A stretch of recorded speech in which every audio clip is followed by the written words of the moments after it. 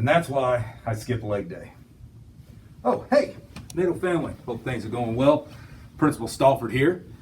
You know, here at Phil Kinley, we not only place an emphasis on academics, but also building your college and career readiness skills, as well as your mental health. So today you're going to watch a short video on how the brain works, specifically when you're getting dysregulated or maybe you're experiencing high anxiety. So today you're also going to learn on how to identify these emotions when they're coming on and develop some coping skills to deal with them when they do occur. You're also going to learn about some of the resources we have here at Phil Kinley to help you deal with those things. These are very common emotions that people experience all across the world at all ages. So we're going to show you a little bit on how to deal with those things and some of the resources we have. So stay healthy, NATO Nation. Miss Northup, take it away. Hi, I'm Delia Northup, one of your high school counselors. I'm going to talk to you about three basic areas of the brain and their duties. The brain's a very complicated powerhouse in our bodies, and to understand the main functions of the brain, we are breaking it down into three regions. In this picture, you will notice the largest part of the brain is the forebrain, or the cerebral cortex. The midbrain is small and enveloped by the forebrain and the hindbrain. These three parts have specific duties or functions, yet they all work together. Watch this video, which will illustrate which parts of the brain are responsible for thinking, feeling, and survival. Complex organ. Its main objective is simple: to keep us alive and achieve our goals. It does this by helping us breathe, eat, walk, and talk, the basic essentials to our survival. It is geared to search for any dangers in our environment and primes us to respond quickly. What's more, our brain gives us the ability to plan ahead, solve problems, experience emotions, store memories, and communicate with others, all the things that make us human. Our brain is the control center of our entire body, driving our every thought, feeling, and action. Just how do our brains do this? There are three main regions within the brain that serve a specific function as we interact with our environment. At the base of our brain is the primitive region, in the middle the feeling region, and at the front and top of our brain is the thinking region. While these three regions have their own special function, they operate as one connected network to keep us alive and reach our goals. The primitive region of our brain looks after those basic life functions that just happen automatically, like our breathing and heart rate. It also helps coordinate our basic physical movements, such as our balance and posture. More than this, it plays a key role in scanning our environment to search for those things that may threaten our chances of survival. This helps the instinctual part of our brain kick into action automatically. The middle feeling region of our brain plays a significant part in our emotional and social experiences through life. This is the part of our brain where emotions and impulses, such as anger, fear, and pleasure come from. It is activated when our primitive region detects a threat in the environment and triggers our fight or flight response. This region drives many of our behaviors and habits and helps us form memories and attach feelings to them, particularly when we experience strong feelings such as fear or happiness. Lastly, the thinking region is the largest and most highly developed part of the human brain. It stores our memories, allows us to plan, enables us to imagine or analyze a situation, find a solution, and communicate with others. It is the part of the brain where we can take control of decision-making and emotion and override our automatic responses from our primitive and feeling regions.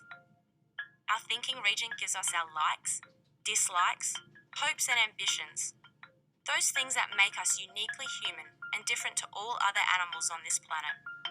These three regions of the brain work together to coordinate our every thought, feeling, and action.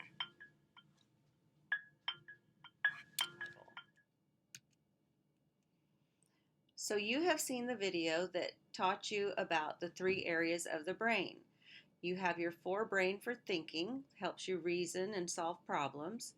You have your midbrain, which is your feeling brain. It's in charge of your impulses, your emotions, and social cues. And then you have the survival brain, which is responsible for your breathing and your heart rate and your fight, flight, or freeze reactions. This next video is about how the thinking, feeling, and survival brain affect each other's ability to perform and why sometimes we lose control of our emotions. Kids want to know. Imagine that you really want to play soccer at lunchtime, but when the bell rings, you can't find your shoes. When you finally get out to the field, the teams have been picked and it's too late for you to play. Maybe you got so mad that this small problem became a big problem in an instant. When we lose control of our emotions like this, we can call it flipping your lid, kind of like the way a pot might do if it was too full and too hot. A little while later, after you've cooled down, you might even feel sad when you realize that when you had a big reaction to a little problem, you could have hurt someone's feelings. What if I told you that this happens to everyone? Your parents, friends, teachers, and everyone else you know can flip their lid and lose control of their emotions sometimes. We all need to work on managing our feelings. Have you ever wondered why we can have such a hard time keeping our emotions under control? It can be really tough being a kid these days. There's just so much going on every day, at home, at school, even after school. Sometimes it's hard to keep a lid on things, and we act in ways that are not kind or caring, even though we don't mean to be hurtful. There are so many situations that we encounter every day that can cause our emotions to bubble up. Maybe you felt upset or frustrated when you were working on a problem or activity at school and just can't seem to get it right. Maybe something unexpected or embarrassing happened to you in front of your friends. Maybe you had something important to say, but didn't get a chance to say it. These and many, many more situations can cause both kids and adults to flip their lids. So why does this even happen? Well, it has to do with the way our amazing human brains work to help keep us safe. This is your brain, the part of your body that controls everything you do. Let's take a closer look at the parts of the brain and how they can work together to help us keep a lid on things. The brain is a pretty complicated organ, so we're going to use our hand to help us visualize what's happening up there. Let's imagine that our brain has an upstairs and a downstairs. Here, where our thumb is called the midbrain. This is where our emotions and memories are created and stored. Below that is your brainstem. The brainstem controls the things our bodies do that we don't have to think about, like breathing. It also controls our automatic reactions to certain situations. For example, if you touch a cup with hot tea in it and it's too hot, your downstairs brain feels the pain and will pull your hand away to stop you from getting burnt. It's an automatic reaction. You don't have to stop and think about what to do. Or imagine you're out on a hike and a bear wanders onto the path. Your brain doesn't stop and think, what kind of bear is it? Is it friendly? Your downstairs brain notices that you feel scared, it takes charge, and in a split second decides whether or not you should fight, fly, another word for run away, or freeze. Because of the way our downstairs brain reacts to these situations, we can think of it as our emotional brain, because it reacts instantly without needing to think things through. It's always ready to take charge in any situation to help keep you safe. So if this is our downstairs brain, then this part where the back of our hand and fingers are can be seen as our upstairs brain. It's called the cerebral cortex. This part of our brain helps us think logically, act with kindness, and think about how others might be feeling. It's also the problem-solving part of our brain. It helps us to think of possible solutions to a problem and decide which one is best. The upstairs brain is our thinking brain. Your upstairs and downstairs brain don't work alone. Your brain is set up so that the upstairs and downstairs brain can communicate with itself. It sends messages from section to section all the time about what our bodies feel and need. Let's take a closer look at our brain fist. Where our fingertips are is the logic and reasoning part of the brain that springs into action when we have a problem to solve, and usually it does a great job of doing it. But sometimes it can have a hard time solving a problem if the emotional brain and thinking brain can't communicate well enough. This can happen if your emotions get too overwhelming and your downstairs brain decides that this situation might be dangerous, even if it isn't really. And we all know what happens when our downstairs brain thinks you're in danger. It triggers our fight, flight, or freeze reflex. Our emotions start to bubble up, and then suddenly everything boils over. We flip our lids. This can look like a scary, angry reaction, or it might be crying or running away from a problem. Now that we've flipped our lids, see how far away our fingertips are from the midbrain? When our lids are flipped, our upstairs and downstairs brain can't talk to each other. Our emotions have become too strong, and we can't think clearly and can't solve the problem in a peaceful way. So, what can we do to stop us from flipping our lid? Well, it all starts with realizing that we're about to flip our lid, and then turning down the heat so it doesn't happen. Remember that soccer game we talked about at the beginning of the video, and you were really upset and didn't get to play? Maybe you felt your tummy rumble, or you felt your face getting hot? Did your heart start to pound, and did you feel your hands start to clench? Were you frustrated, disappointed, and angry? These types of strong feelings are all indicators that you might be close to flipping your lid. If you feel this start to happen, it's a good idea to walk away, take some deep breaths, and look for an adult to talk to before you flip your lid. It might be a parent, grandparent, coach, teacher, or another trusted adult nearby. They can help you with strategies to solve the problem once you've calmed down enough for your upstairs brain to be ready to do some peaceful problem solving. If you do flip your lid, those same trusted adults can offer you some time and space to cool down before you start to problem solve together. Once your upstairs brain is back in charge, you can share your story and get some help. Using I statements can help you to tell an adult what you need. I need a hug. I need you to listen to what I have to say. I need another chance. I need some alone time. I need a walk. I need you to see that I can do well. Learning more about the brain and how it works can really help us to understand our emotions and to be peaceful problem solvers.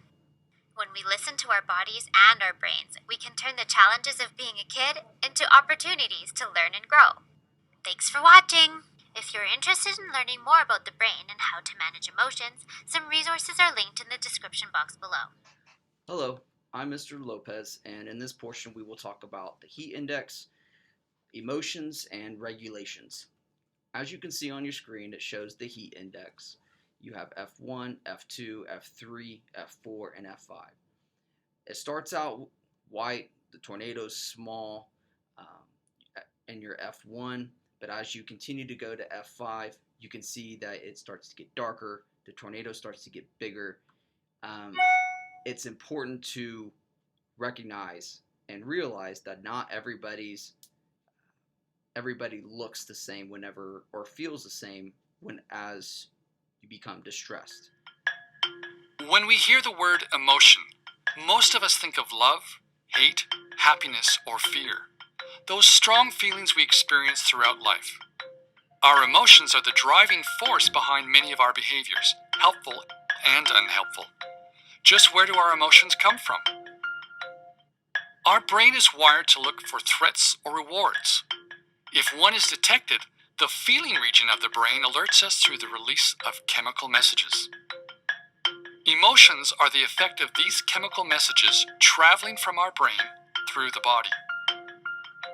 When our brain detects a potential threat, our brain releases the stress hormones adrenaline and cortisol, which prepare us for a fight or flight response. When we detect or experience something rewarding, such as someone doing something nice for you, our brain releases dopamine, oxytocin, or serotonin. These are the chemicals that make us feel good and motivate us to continue on the task or behavior. In these instances, the feeling region of the brain kicks in before the thinking part. Sometimes the reactions of the feeling brain are so strong that it dominates our behaviors and we're unable to think rationally in the moment. Our emotions hijack our brain. While many of our emotional responses happen subconsciously, our thinking can influence our emotions, and sometimes this can be unhelpful. Just thinking about something threatening can trigger an emotional response. This is where we can manage our emotions with conscious thinking. Our emotions play a powerful role in the way we experience the world. Understanding and regulating our emotions through our thoughts and behaviors can help us take greater control of our brain and achieve our goals. Some regulation techniques in class that you can do where if you feel distressed is drink water. Water helps flush cortisol out of your body. Deep breathing exercises helps a racing heart slow down. Focusing on breath helps divert attention away from the problem and helps make you conscious of your body's reactions. Visualize your favorite place or a good memory. And finally, regulation techniques at home. You can exercise, you can draw or paint, confide in a trusted adult, and get outdoors. Hunt, fish, hike, or walk. For this portion of the presentation, we will talk about the storm shelter. The storm shelter is located in the main office. The shelter is a safe place you can visit if you find yourself becoming dysregulated and escalating on the heat index. It is not a place for bad kids. The heat index in the storm shelter do not replace discipline if you violate the expectations set out in the student handbook. Acting out because you reached an F5 does not excuse you for misbehavior.